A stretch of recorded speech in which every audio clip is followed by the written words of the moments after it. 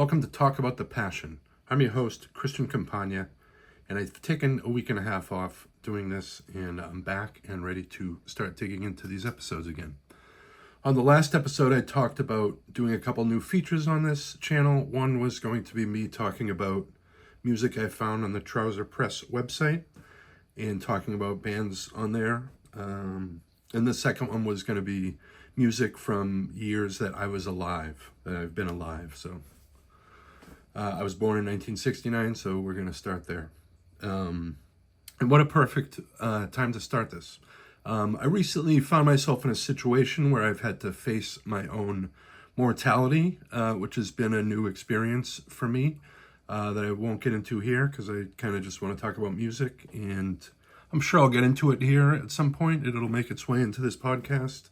But if you follow me on social media, you can read about it. I just posted about it a couple days ago. Anyway, let's talk about music. 1969 was the year I was born, and the first year I will talk about in this series. And with keeping, some sort of focus on what I usually cover on this channel, punk, hardcore, metal. I'm mostly going to try to talk about stuff from those genres, but 1969, not a lot of those bands yet, obviously. If we're being honest, most of what I talk about on this channel has been from like 1983 to 1990, which I guess is kind of why I wanted to branch out. So some of the forefathers of, that stuff are going to be all over these early episodes anyway. And I'm sure there's some guy on another channel that can, trace back the first, sick breakdown to like 1973, like something like a Budgie album or something. I don't know. But yeah, good for him. So he can do that over there. But we're going to do this right here. But also some of the more weird stuff. And just, I keep thinking about this, and I'm thinking like, I don't want to cover like classic rock or rock, but that's kind of a lot of what was happening in the early 70s, so it's kind of hard to not. But there's also a lot of outsider stuff that I love, like Frank Zappa, Captain Beefheart, Neil Young. I guess what I'm saying is I'm not going to talk about Styx, Pieces of Eight, or the first Boston album. I love both of those albums, but we'll talk about those some other time.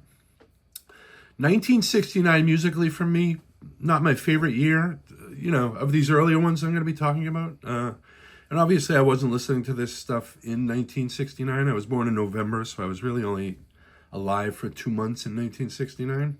Sue me. Some of the biggest musical events in 1969 were just that, events. Particularly, live music events. There was Woodstock, of course, which, it's a very famous festival. Not Woodstock 94, not Woodstock 99, but the original one. Jimi Hendrix, The Who. Going up the country guy there. Santana. All those guys. The Dead. The Stones at Altamont. They had some neat stuff going on at that concert up there. Who's fighting and what for, that whole thing. How about that woman on, Get Your Ya-Ya's Out that keeps yelling, paint it black, you know what I'm talking about? I don't know if that album was recorded at Altamont. I feel like some of it might have been, but, I always thought maybe that's kind of who the guy was trying to stab, was that lady that wouldn't shut up in the front that kept saying that. And then they went into Sympathy for the Devil. I'm sorry I made that joke. The Harlem Cultural Festival, B.B. King, Stevie, Sly Stone, Max Roach, and then the Isle of Wight Festival in England was the first post motorcycle crash show for Dylan, I believe. But as far as records, though, let's talk about some of my favorites. The first one right off the bat is the first Stooges record. I have to admit something, though. The Stooges, came to me way later in life. I've been into like punk and hardcore since the early 80s, and like new wave stuff and that kind of stuff even before that. And I mean like Devo and that B-52s, and I wasn't really getting the real obscure stuff at that point. But the Stooges sort of came to me later in life, and I'm kind of ashamed to admit it, but the year began with a 2 and a 0, so that's how kind of new the Stooges are to me. But of course, the minute I got into the three records, this one, Raw Power and Funhouse, I was all in. I don't have a favorite out of the three, and I think any fan of the band probably feels the same way. I'm sure I'll talk about all three of these records over this. But hey, this fucking record, when you first hear the record, even when you hear it now, you think to yourself, where does this music come from? How did they do this? When you hear a song and think that, like, how did this band come up with this? I think that's good music. When it's like baffling how like these guys sort of created a world in a vibe, man. It's 1969. Is that how you do that? No, that's and the music here is filthy rotten. It's like from the depths of somewhere between like the Doors and John Coltrane.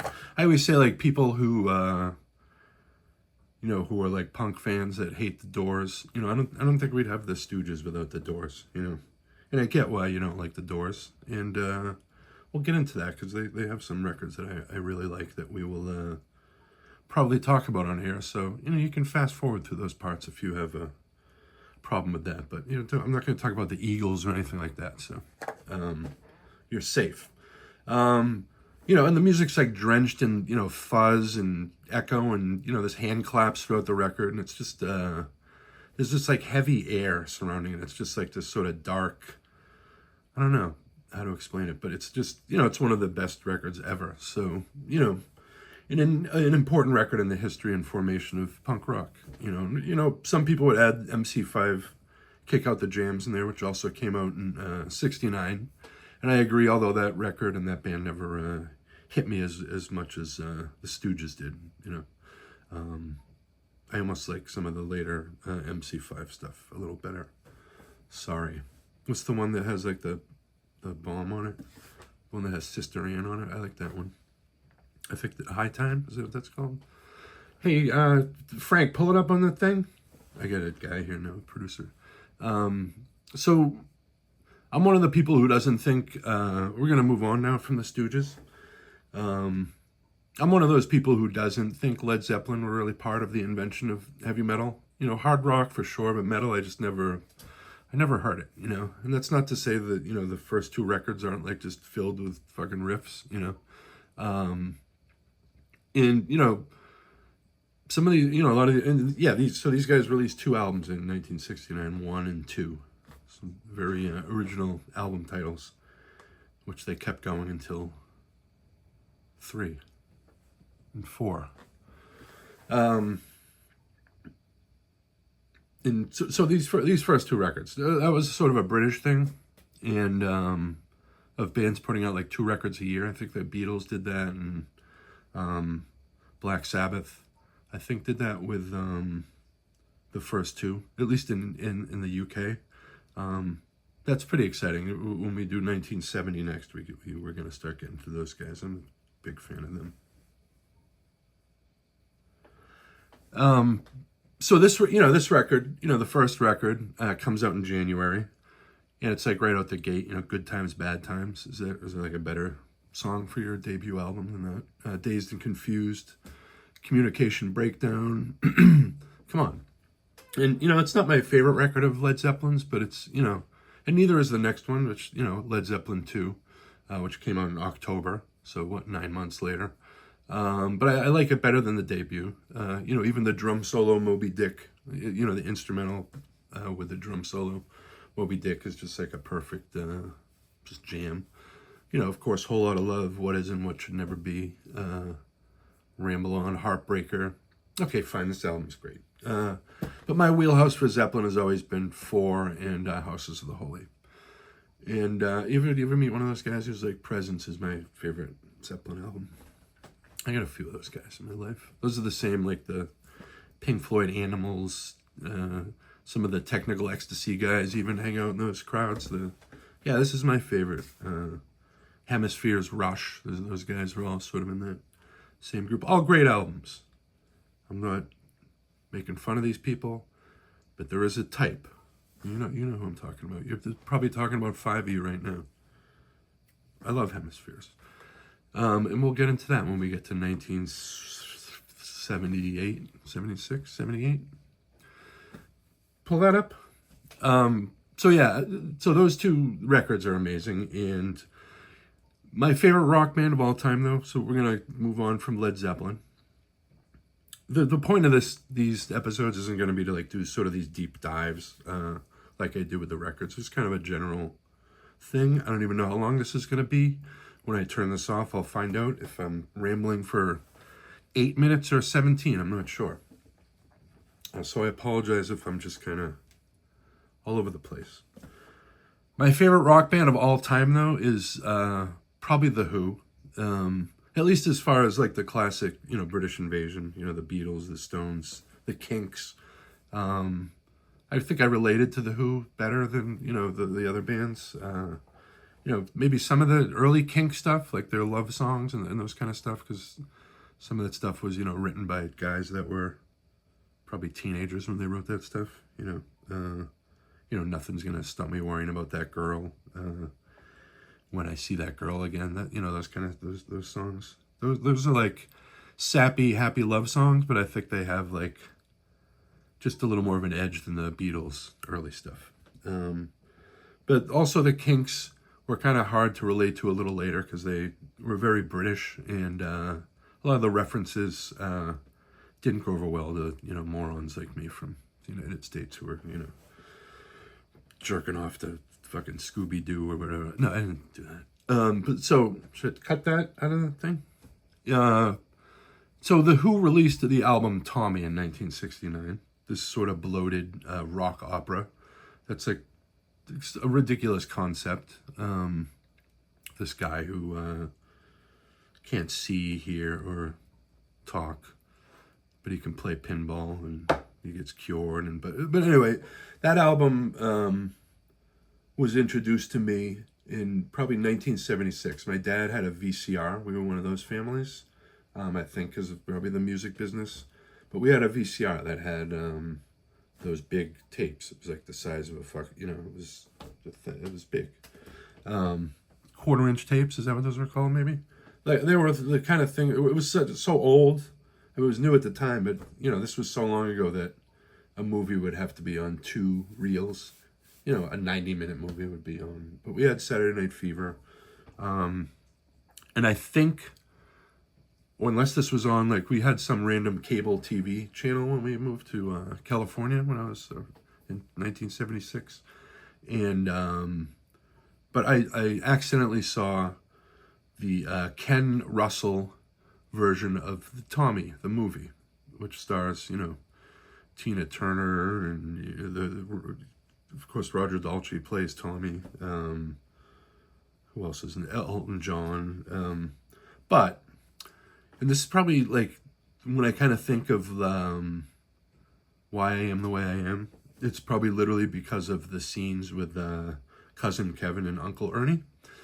And we're gonna move on from that. But so if you've ever seen that movie or just know that record, you kind of know about those two guys. And it was just like the movie is just Ken Russell stuff is definitely weird and out there, but this one just I don't think I've ever gone back to it. I've seen parts of it here and there, but I don't think I've ever watched through the whole movie because it is pretty effed up and it's just dark and creepy. But those particular parts will definitely do something to your psyche.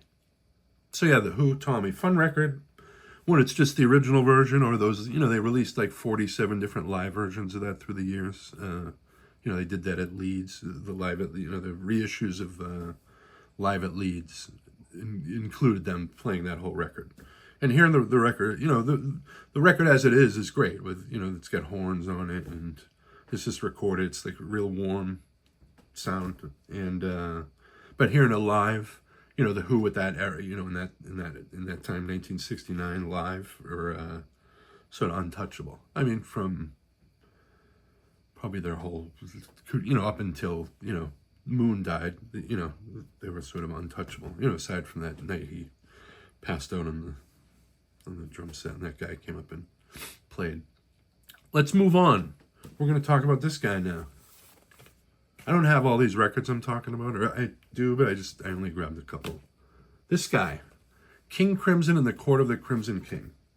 A few years ago, I drove out to Saratoga Springs, New York. It's about 3 hours from here. And there's a venue up there called the Saratoga Springs Performing Arts Center, SPAC. I've seen a lot of shows up there. Rush, Fish, the Grateful Dead, the later versions of the Grateful Dead, the Allman Brothers, a lot of stuff. I went up there a few years ago and saw, it was like a Zappa cover band. Was that Project Object maybe? Or it was one of those bands that had a couple people from Zappa's band. But then King Crimson, who I had seen once before, the last tour they did when Adrian Belew was in the band, and they were not doing anything other than like the new record at the time, which I think was The Power to Believe, which would have been early 2000s. And they played the Orpheum in Boston, and they were amazing. But they did sort of those last few records, like that song Dinosaur and then that record. But they didn't do any of the stuff from the first three, Discipline, Beat, the red one. What's the red one called? Is that Discipline? Yeah, Three of a Perfect Pair. Those three. They didn't do anything from those. So this tour from 2019 or whatever. Oh no, it was 21 because it was sort of in the middle of COVID, outdoor venue, and this was the lineup with 3 drummers, and they were doing all sorts of stuff from the whole era of the. I was a little skeptical about seeing King Crimson with 3 drummers. I didn't really know what to expect. But basically, I took a bunch of edibles on the drive-in, or on the walk-in, and then they played the song Epitaph from this record, In the Court of the Crimson King, from 1969. And I pretty much turned into this guy. I think I saw. I'm pretty sure I died and sort of went into another plane or something when they played that song. I don't know if you're familiar with that song, but it's a pretty heavy fucking song. And if you're, in some sort of other version of your mind, it does some things to you that, not necessarily good things, not necessarily bad things, but yeah. And then, I went to Taco Bell on the way back to the hotel. But really, this band, as you know, has many eras, all with different sounds. But this record, right out the gate, this dreadful, weird sounding record. And it literally sounds like it's like coming from this guy's throat, like literally the record sounds like this album cover. I can imagine like in 1969, I still this guy. Hey buddy, how you doing? You got a nickel? Hey man. He's got fangs too. I never really noticed that. He's trying to anyway. Let's not get too hippie here. Anyway, that's how my soul felt when they played that song. It felt like this. Good record. Probably maybe my favorite of these ones that we're talking about. How about Captain Beefheart? He's a pretty divisive character. I've been a big fan for many years, and as much as I do like Trout Mask Replica, it's not something I pick up and listen to casually, and I don't think anyone does. And it's not the kind of record you listen to casually at work, in the background. And the worst thing about this record is if this is your introduction to the record, you might think everything he does sounds like this, and believe me, it doesn't. It's I got into this record through when I worked at Rounder Records, and I worked with 2 guys who influenced me a lot, got me into a lot of music. This guy George Hall, who was a really amazing guitar player, and he played in a band called Sex Bomba and Dogzilla. But he got me into a lot of stuff. And but then this guy Glenn Jones worked there, he's a guitar player from Cul-de-sac, and he's done stuff with guys like John Fahey. He's one of these alternate tuning guys. But I remember at one point there was all these. Of course, you can imagine Rounder Records in the 80s and 90s, the amount of nerdy Cambridge record collector guys that worked there. I was 27, and sort of just getting into like weird stuff. But that guy Glenn sent an email around to these people that he was going to pre-order a box of these. This was a box set called Grow Fins, and it's like the sessions from Trope Mask Replica. It's a great set, and yeah, I forgot to put my fancy light on here for this video. But so yeah, this record, if you heard this first, I imagine you would be pretty upset. It's a harsh toke, as some people say. I think I've used that twice on here now. It's a good expression. But that record, I dare you to throw it on and just try to get through it and see what you think. That's one of the ones where I know a lot of people here and they're like, what is this? But there's some, I get it, but there's some standout songs in there like Moonlight on Vermont and Ella Guru, and yeah, there's some good stuff in there. But later on, some of his stuff, wouldn't have sounded out of place on like a 70s rock station. There's a perfect song called Her Eyes Are a Blue Million Miles, which is the song that Jeff, the dude, puts on his Walkman when he lays down on the floor. That's sort of at the beginning of Big Lebowski. And this is like a perfect love song. And, it's the Trout Mask Replica. It's strange. It makes no sense. But then, there's no melody. But then all of a sudden there is melody. And sometimes it makes sense. Sometimes it doesn't. And, yeah, I get it. Speaking of Captain Beefheart, he appears on the Frank Zappa record from Massachusetts, I can say that. Hot Rats, also released in 1969. And Zappa produced Trout Mask Replica by Captain Beefheart. Those two were friends. They grew up together. Little side story again, because I'm old and I do this kind of thing. But a few years ago, I was staying in Palmdale, Lancaster, California area for like 3 or 4 days. I was out there, and I went to the childhood homes of Don Van Vliet, Captain Beefheart, and Frank Zappa, who lived in the same neighborhood over there in Palmdale. And Palmdale's where those guys grew up, and it's mentioned in the Zappa song "Village of the Sun," out there in Palmdale where the turkey farmers do something. But this record, Hot Rats, Captain Beefheart sings on the song's mostly instrumental, but Captain Beefheart sings on the song Willie the Pimp.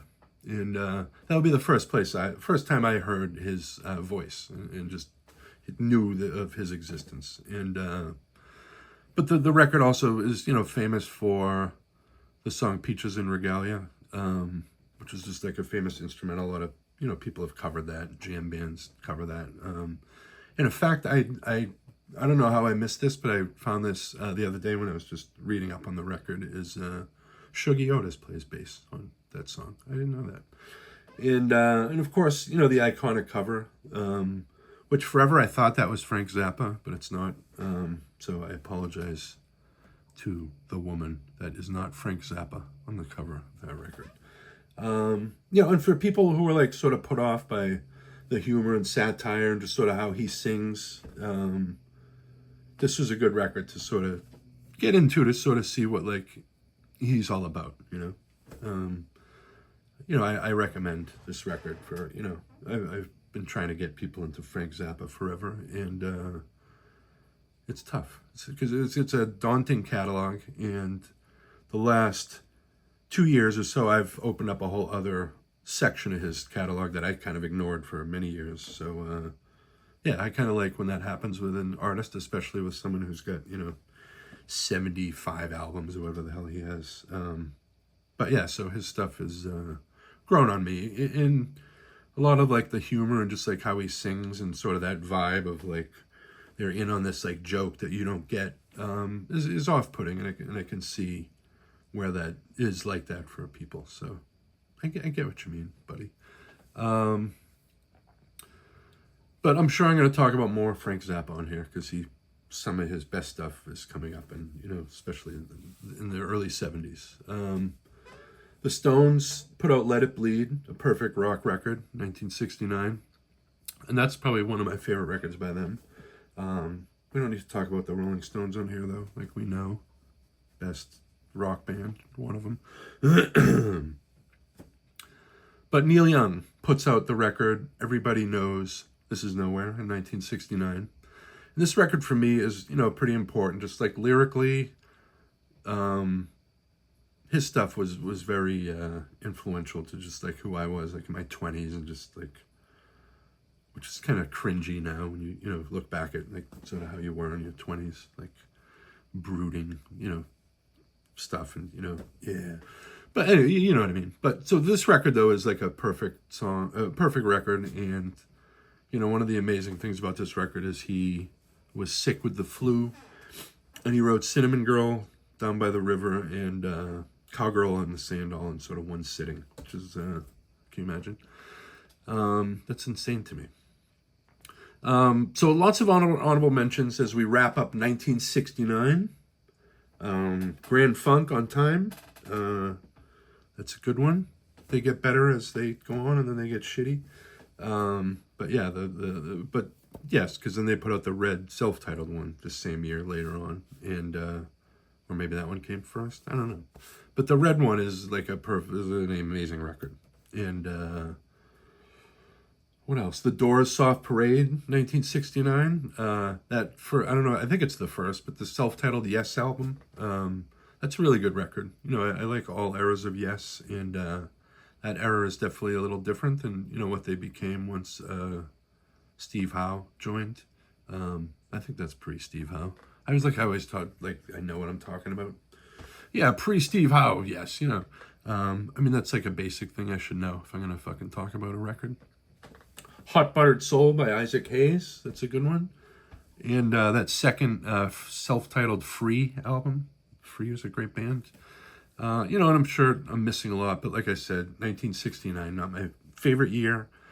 And so yeah, that's 1969 in a very small nutshell of me rambling for however long this is going to be. Like I said, one of the exciting things about this I am looking forward to is sort of the 2000s, which is sort of a blank spot for me. I do try to listen to more new music now, but there was a period in the early 2000s, mid 2000s, 2010s that I just didn't really listen to much new stuff. And so I'm looking forward to like discovering stuff that I might have missed out on. And but I'm very excited to do 1970 next, because I looked through sort of what came out in that year today before I recorded this, and that's gonna be fun. Because like I said, we get the first Black Sabbath album. What else? We get all sorts of fun stuff. I don't know. We'll talk about it then. You enjoy the rest of your time today or tonight, and I will as well. Thanks for watching.